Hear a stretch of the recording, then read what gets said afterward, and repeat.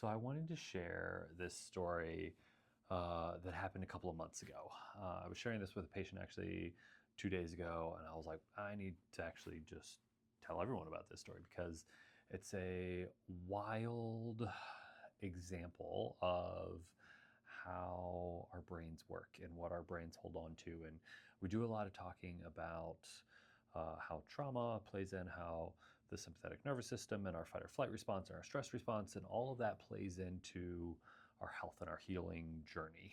And I had an experience a couple of months ago where I was doing, kind of going through a thing, doing a regular meditation. I treat myself every once in a while. And I don't even remember what I was treating for. I think it was just kind of a general brain treatment.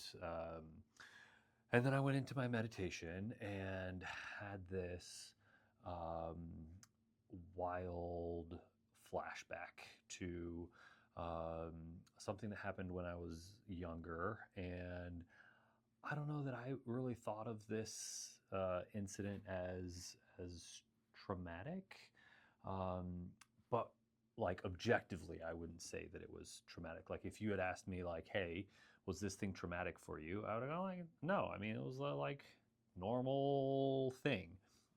But in the meditation, it was a like very clear snapback. Like I could remember everything. It was very vivid. The sounds, the sights, where I was, and it was. I just could feel the terror and feel the fear, and I was just sobbing. I was that little child again there, and just sobbing and in my meditation. And so, as I instruct patients all the time, I came in as my adult self and um, just hugged the little me. And we had this moment of connection, and basically my like adult consciousness was able to go, listen, what's happening isn't fair, and um, the people that are doing this aren't doing this and spite. This whole situation is not fair. No one's doing this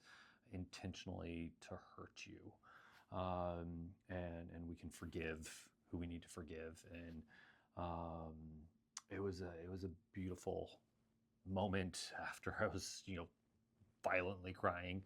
And if you know me personally, I'm not a crier. And so I came out of the meditation, and it was this weird like, whoa, where did that come from? That was weird, but okay. Like clearly, I needed to process through that. And I remember texting my wife and going like, oh, I had this like wild meditation with a like really intense flashback, and I'll have to tell you about it. And later that day, I was, walking to the bathroom, and I had still been, up until that point, perfumes were still very irritating to me. I'd gotten to the point where, I could be around with someone with perfume without it triggering a migraine, but it was still like, I just hated the smell of perfumes. And it was still very like, just like, oh, get away from me with your perfume.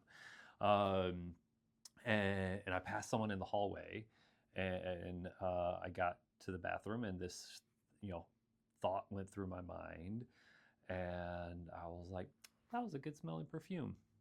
And then, like, I don't know, it probably took 30 seconds to dawn on me, and all of a sudden I was like, Daniel, you just thought someone's perfume smelled good. You haven't thought perfumes has smelled good in like 2 years.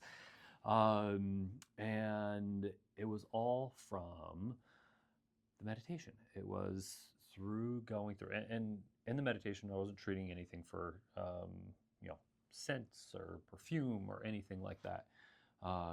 It was the immediate response that my brain had when I was able to let go of this piece of trauma and have that moment of reassuring that younger self, that younger Daniel, like, it's okay. You are safe. And in that moment, my brain was able to go, okay, I'm also safe with perfumes. Like, perfumes don't need to be this irritating thing.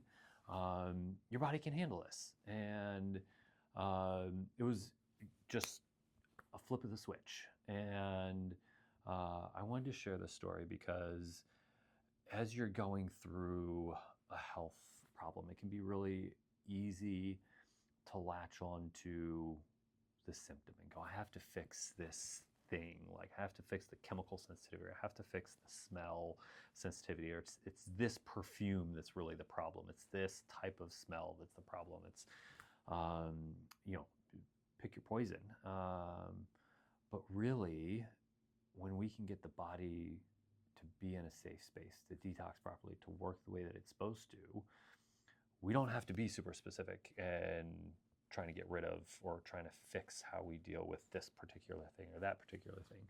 The body starts to do that on its own. And that's where we do a lot of our meditative work. Obviously, we are treating specific frequencies and we take people through that process, but there's also a component of this mind-body medicine that is truly just about getting the mind and the body to be safe, to be controlled, and to be calm.